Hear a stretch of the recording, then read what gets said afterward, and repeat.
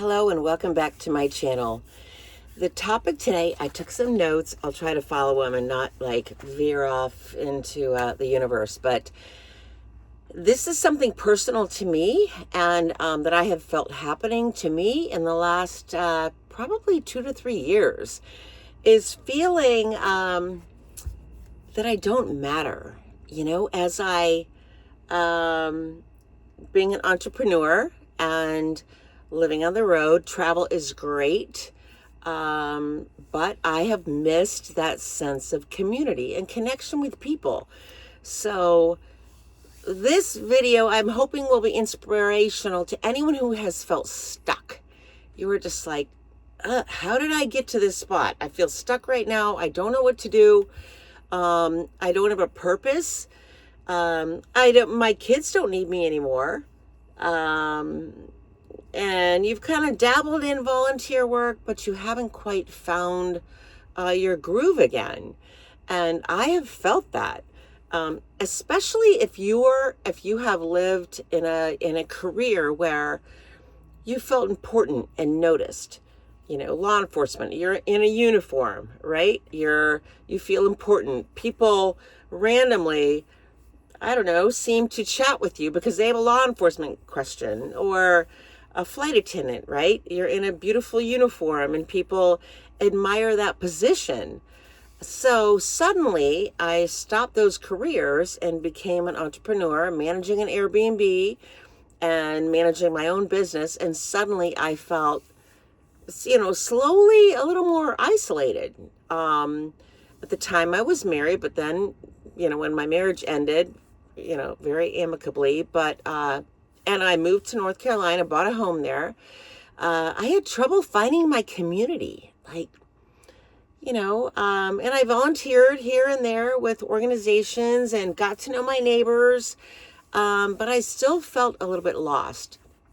And then even visiting, my kids and family gatherings, I kind of felt invisible, I felt like people didn't know really what to talk to me about, maybe, and I just felt disconnected. And to feel invisible is horrible.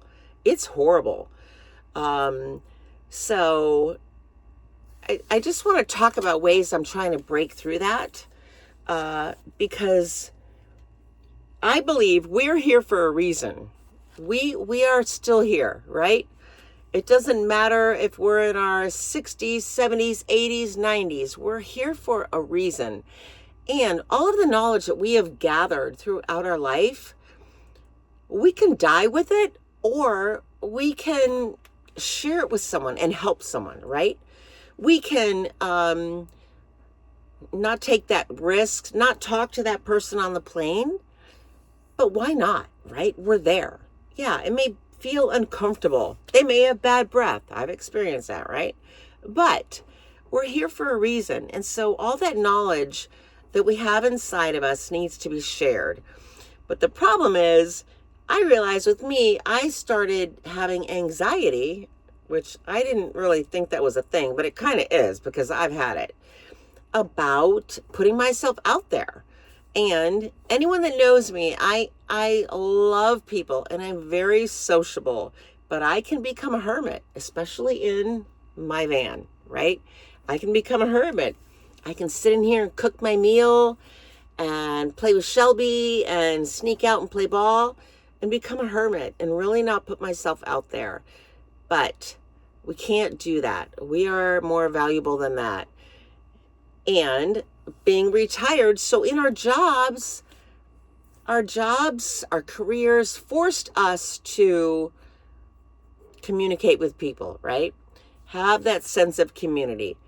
And it was uncomfortable, absolutely, but it forced us into it. So now, as we've retired and made these choices in our life, it's up to us. Unless you are a caregiver, God bless you if you are, and, you're out in the community, you're taking, grandchildren somewhere, or someone who needs care, you're taking them different places and you're out and active in the community. But if you're not, if you are like me, my kids are good. They are successful, they're independent, thank God, but they don't need me anymore. I have one granddaughter and I can't get enough of her. And I don't want to be all up in their grill, right? So it's up to me. It's up to me, up to you to find out where we belong and find out where we can still contribute.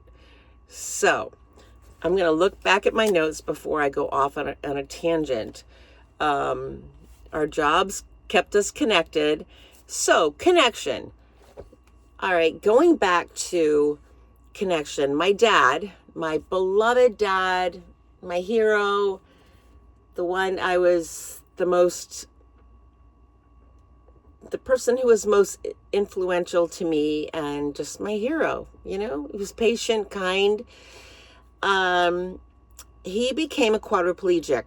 I'm horrible with years, but my dad was young, like 44. Some burglars broke into our home on a Tuesday night in Michigan. We lived on a dirt road, small little town, and two men came into our home up our stairs, and my dad heard the footsteps, came around the corner, chased them down the stairs. The men ran out the sliding glass door in the back of our home and ran to the left. My father ran to the right. It was in November. Ran to the right off our deck and jumped over to go after these two gentlemen that were just in our home. And my dad landed wrong and broke his neck, a C6, C7 injury. So my dad instantly became a quadriplegic. Changed our lives forever. But one example I want to give with my dad loved people. My dad just loved people like me, heart of gold, and believed in the goodness of people. And politics at that time weren't so loud. And sometimes I wonder, how would my dad feel about politics right now? But anyway, so my dad was in a power wheelchair, and he loved kids. And he noticed that children, in a grocery store were interested in the power wheelchair, but they were so intimidated by it because it was, new and big. And so my dad bought a Mickey Mouse watch, and he would push a button on it and it made different noises and it would talk in Mickey Mouse. So he bought that watch because it was a way to connect with children. So if a child was interested in the power wheelchair, he would push that and kind of like show him his watch. And it was a way to connect with people. And then he would show them the power wheelchair so they could kind of, move the joystick and move his little wheelchair around. So my dad did have arm movement. He didn't have small dexterity. So that was cool. Like it would bring him joy to be able to share the wheelchair and just have conversation with people, random. And that was a way of connecting. Another story I want to tell is during my early years of law enforcement, I wanted to go on a ski trip to Aspen, Colorado with some friends, and it was a lot of money. So I made a flyer and I put it up at the local health food store about cleaning homes. And I got two new clients, two condominiums or duplexes right across from the street from each other. And I would spend 2 hours cleaning this one and 2 hours go across the street and clean the other two.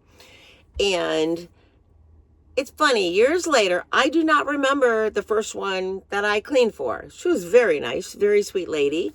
But the second one, Mrs. Borman, I cleaned her home exactly the same, 2-bedroom, 2-bath home. But she, during my cleaning and nonstop movements, she would come and talk to me and teach me little things. I remember her teaching me, she had a little garden, how to properly cut flowers and cut them at the right angle. And if you cut them underwater, and how to properly arrange them. And I specifically remember her teaching me how to clean strawberries.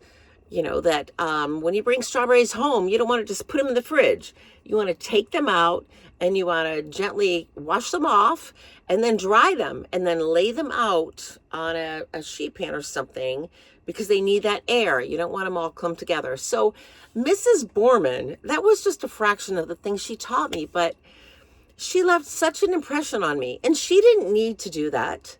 And I've thought of trying to find her family or reaching out to them just to let them know that this woman had such an impact on me. And it was a choice she made to connect with me, the little housekeeper. I mean, how nice was that? So that's a choice. I feel like as we age now, community and connection doesn't happen automatically. It's a choice. You have to put yourself out there a little bit and connect with people. You have to take risks. You have to. It feels uncomfortable.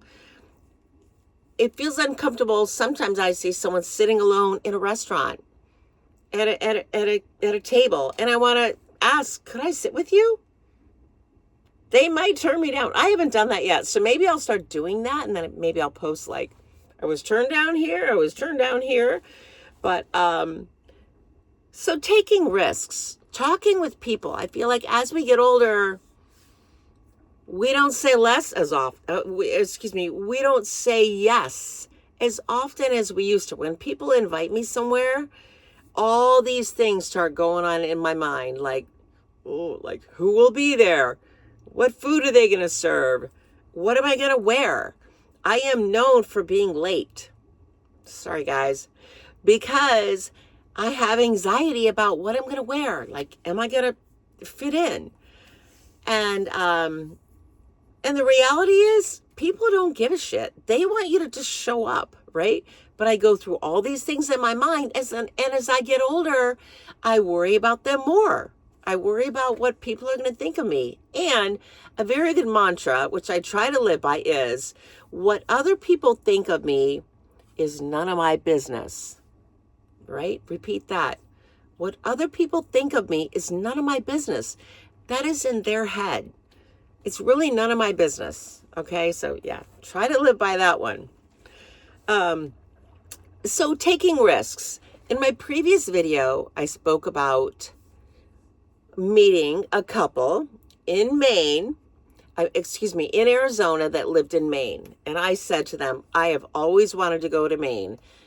Prior to my dad getting injured, I remember him talking about wanting to take a vacation. We were living in Florida, and he always wanted to take us kids, there were 4 of us, and take a summer trip from Florida up the whole coast up to Maine. That was a dream of his. And it never happened. He was injured, and it never happened. So when I met this couple in Maine, I said, I would love to come to Maine. And they said, come on up. So 4 months later, I'm still kind of texting them. And then Dan and Leslie, I did a phone call with them, 2 of them actually, on speakerphone. And they told me Brooksville, Maine, but I wasn't really sure where it was at exactly. But I thought, I'm going to go up there. Let's see what happens. And I remember calling a friend as I was driving up to Maine in my truck with my dog, Shelby, and my teardrop camper. I remember calling him and saying, my God, I hope they're not swingers. Like, I got the impression that I could come up there and help them with their property or something. We didn't hardly talk about anything. They just said, come on up. But I remember thinking, oh my gosh, like, what if there's other people living on the property? What if people are creepy? Like, what if it's a compound of some sort? I just didn't know. But I did know if I didn't like it, I could leave. I'm out of there, right? So I knew that much. So pulling into this property, on the way, they sent me the address. And prior to that, I sent them a link to my Facebook page. I wanted them to see who I am. I am trusted. Okay, this is my life. I can be trusted. So I drove up and I pulled up to this beautiful 1800s farmhouse right on the water in Maine. Beautiful. Sits on a hill. Go down right to the water. Amazing. I will do another video on everything about this property, but it was just the husband and wife. and they're in their 70s, and they are maintaining this beautiful family estate that has been in their family for many, many years. And they do organic gardening, and they conserve water, and they recycle. And it's amazing how aligned our values are, right? If they had been a couple that, was very stringent on a lot of certain things, I may have stayed a few days and left, but I stayed a month. And then, because I love the area and I wanted to explore more, I went on Facebook and found, I think I looked up jobs in Maine or something on Facebook, and found a job within Acadia National Park. The business is Acadia by Carriage. So if you know anything about Acadia National Park, they do carriage tours on the historic carriage roads, and they needed someone to work, staff to work in the barn, a barn hand. Okay, and I know horses pretty well, and harnessing and saddles and that to a certain degree. My daughter is a saddle fitter. If you need a saddle fitter, she's phenomenal. Trained in the UK. Anyway, a little plug there. But I don't know a lot, but I thought I'm going to try it. So I went and spoke with them and was able to move my teardrop to Acadia National Park and work there. And I worked in the barn and, hauled lots of wheelbarrows full of manure, and it really, really challenged me. The climate there is different, but guess what? I wasn't just living, I was thriving. I was in a community of, at that time, probably 8 people who were literally working their tails off. They're all younger than me. There was very little heat. They were the new owners of Acadia by Carriage. They just took over this franchise this year. So they were trying to put together a kitchen area. And so needless to say, I came into a situation that was new to me. I had a community and a purpose. And that was last summer. And I was invited back this summer because I love Dan and Leslie.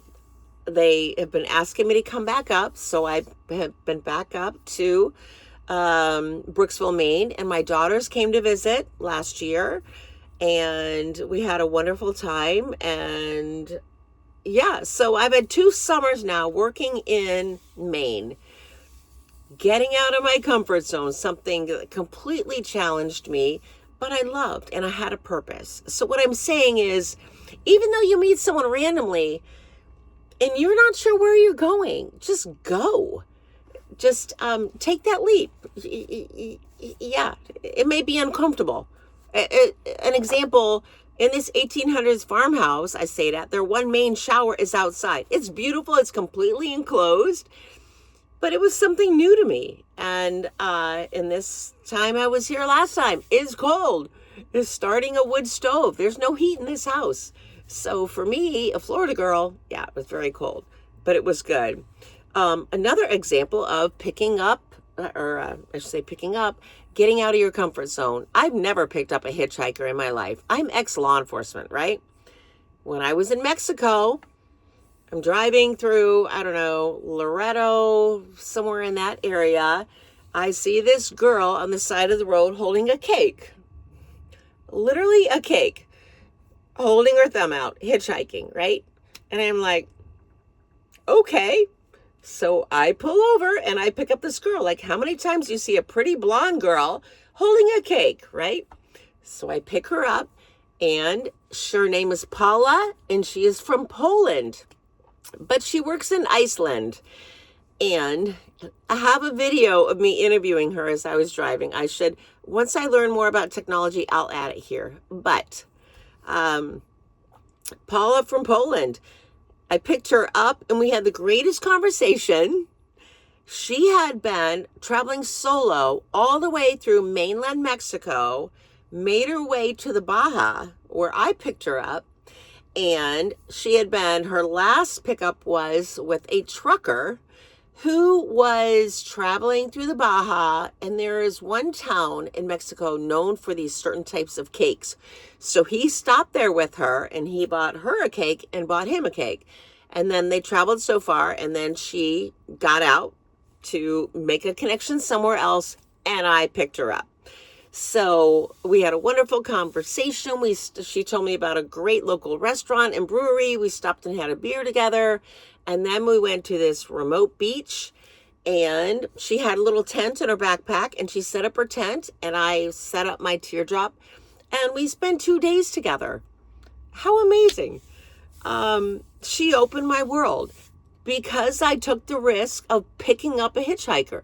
Now, I'm not saying to pick up hitchhikers everywhere, but it was a great experience.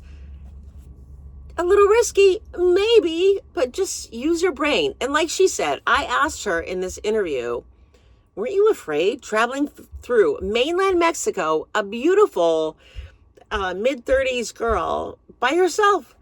And she said, you have a brain. Use your brain. Yeah, use your brain.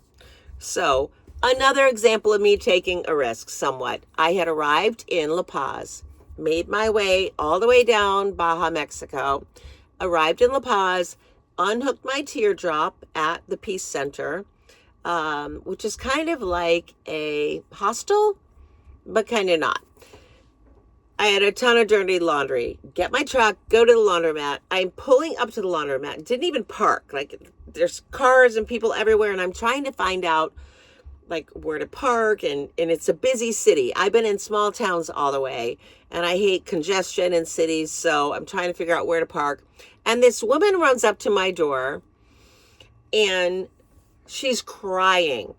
She has a cat in a box, and she says, can you help me, please? This cat got hit by a car. It's injured. I need to find a rescue or a veterinarian. And I'm looking at her like, I said, okay, get in.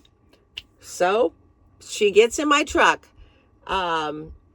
Shelby is with me, my dog, of course, in the back seat. I have a platform built for her. So I say, get in, we'll find something. So she jumps in my truck, and we start Googling a shelter, animal shelter, or a veterinarian or something. So we find a veterinarian about a half mile away. We take this cat to the veterinarian, spend about an hour there, and the vet is like, you know, you bring this cat with no food, and we have the language barrier, right? So we run to the store and get some food and come back. Anyway, long story short, Shannon lives on a sailboat with 2 rescue cats with her husband. She said to me, I live on a boat. My husband will kill me if I bring back another cat. So I ended up rescuing this cat as well. But that relationship evolved into, a week later, I was on this amazing sailboat with this woman for a beautiful day of sailing and going to protected lands in Mexico, and swimming with turtles and beautiful wildlife. Absolutely amazing. And she put out an array of food. It was wonderful. So that was not this past summer, the summer prior. This past summer, I also went back and connected with Shannon, and she has a group of about 12 women that are amazing women that have moved from all parts of Canada, Seattle, Maryland. They do marine rescue, and we all converged on this sailboat for Shannon's birthday and had a wonderful day at sea.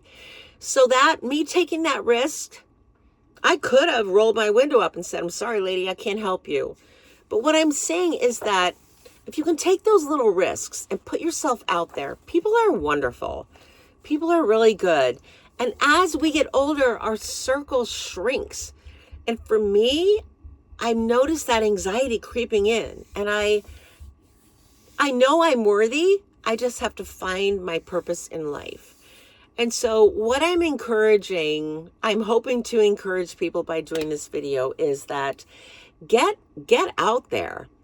Someone may harm you. I know that. Be smart. I'm ex-law enforcement. I get it. But people are basically good. Trust your instincts, right? You're going to feel the hair standing up on the back of your head. If something doesn't look right, take notice of it and take action. Immediate action. I'm talking immediate, right? Always think of what you have around you that you can use as a weapon. But don't shelter yourself. Don't become a hermit. Don't die with the knowledge that you have when you could help someone. You really can. And we all need connection. Find a Facebook site. Find somewhere to volunteer. Sell all your shit and buy a van or an ambulance like I did and just get out there. Start somewhere. There's community groups on Facebook.